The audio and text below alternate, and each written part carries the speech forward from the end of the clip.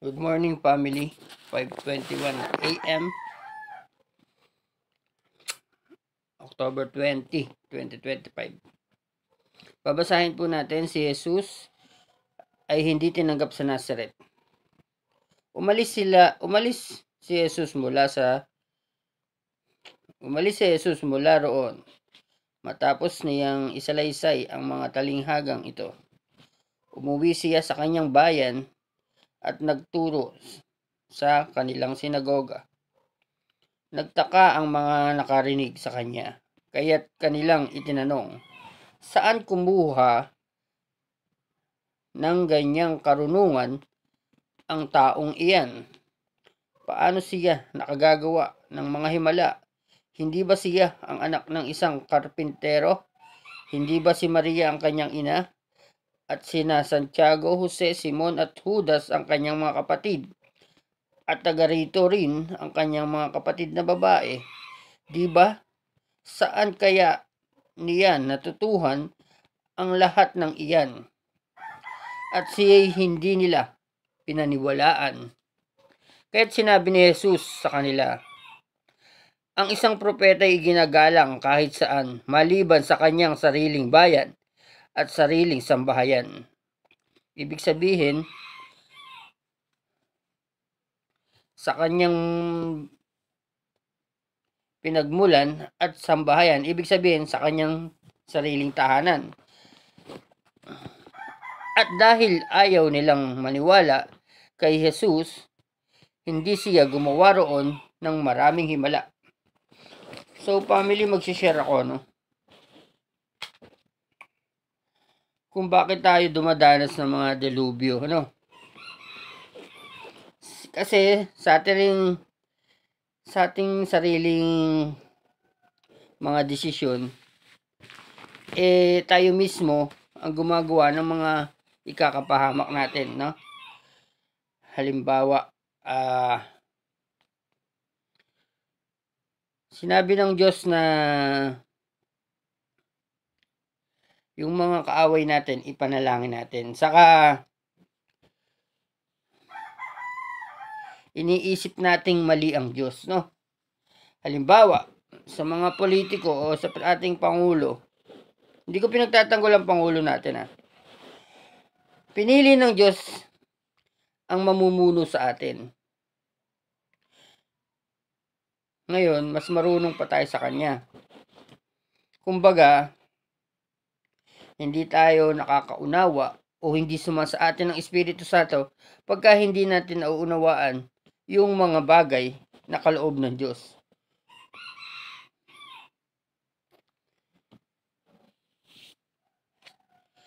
Dahilan ng mga sakuna na nangyayari sa ating buhay, sa ating bansa. Halimbawa, kahit si Haring David, pinagtangkaan ni Haring Saul na patayin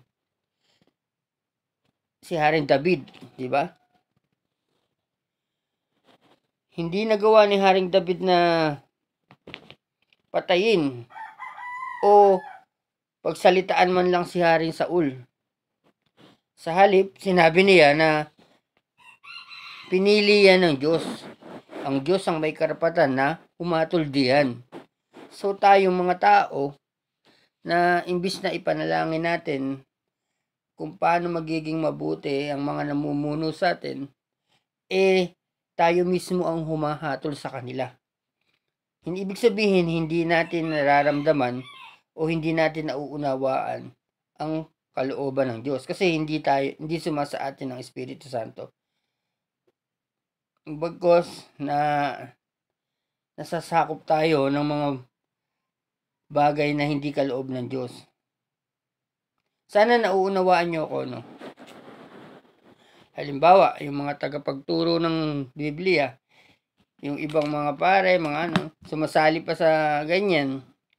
Imbis na ipapanalangin na lang natin yung Pangulo natin, yung mga nakaupo na maging mabuti, bigyan ng pagkakataon.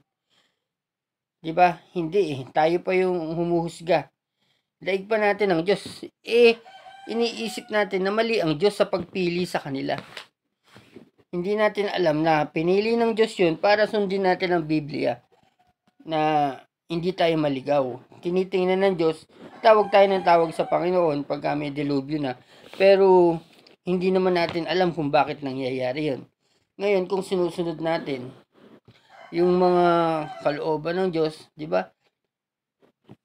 Dito nakikita natin na iba talaga ang pag-iisip ng Panginoon at iba ang pag-iisip ng mga tao. Subalit na dapat na ginagawa natin na iisa lamang ang pag-iisip ng Diyos at iisa ang pag-iisip ng tao.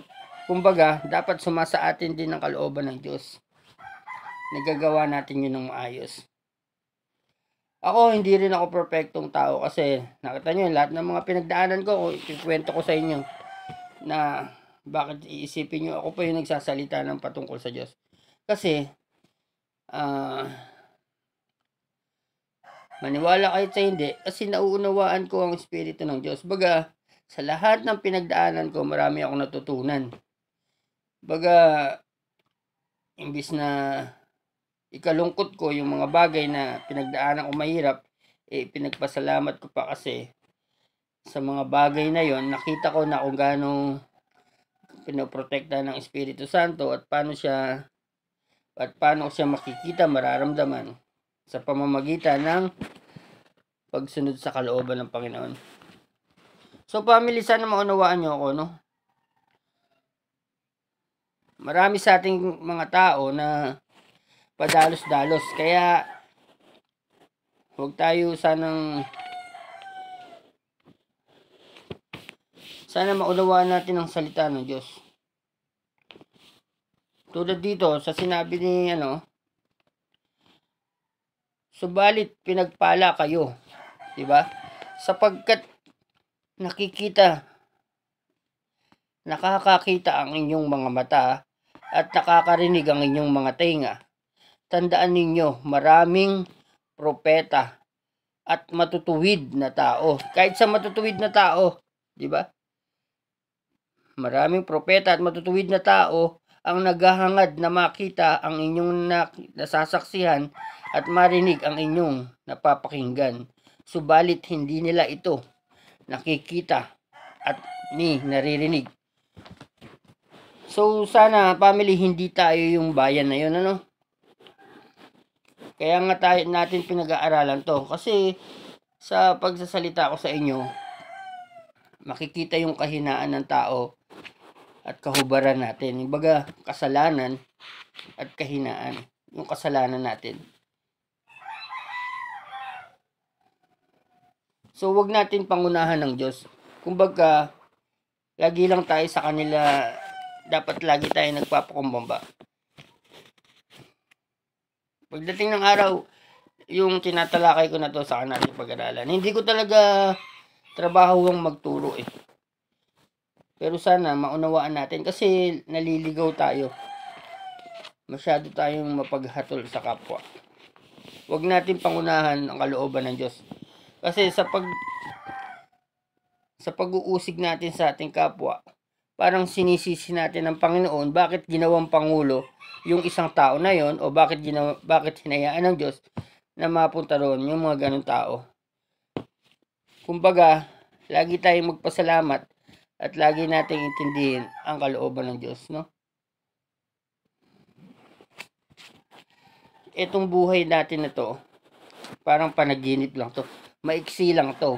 Yung buhay natin na walang hanggan, yung spiritual na buhay natin, yun yung talagang buhay. Itong buhay natin sa laman, parang panaginip lang to, sandali lang to eh.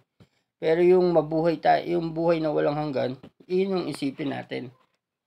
Pagka natapos yun, kawawa naman tayong maniniwala sa Diyos kung hindi totoong walang buhay na walang hanggan, no? Kaya tayo naniniwala sa Diyos kasi naniniwala tayo na may buhay na walang hanggan. Huwag nating isipin na ito lang yung buhay natin, no? Maraming salamat.